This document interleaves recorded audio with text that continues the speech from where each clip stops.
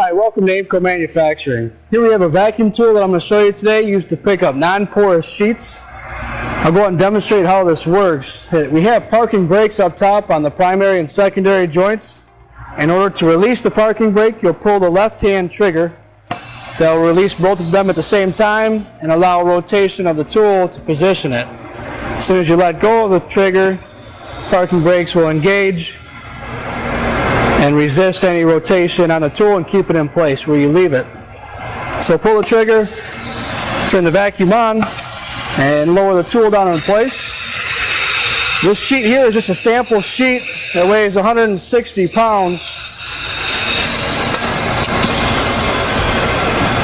You'll notice the up is disabled until we have sufficient vacuum. That range is anywhere in between 10 and 15 inches of mercury or so. After that range is achieved, the green light will come on and the up function will then work. So we've got our torque lift here, which suspends the off-center load. We've got our rocker switch for the tilt on an incremental switch. As soon as you let go, it will stay in position. So we've got a 90-degree tilt, incremental throughout. You can swing the tool around on our wrist swivel here. We do recommend that you don't spin it more than 360 degrees to keep the air lines from tangling.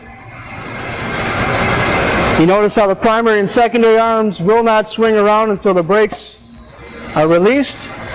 Now you can move the load into position where needed.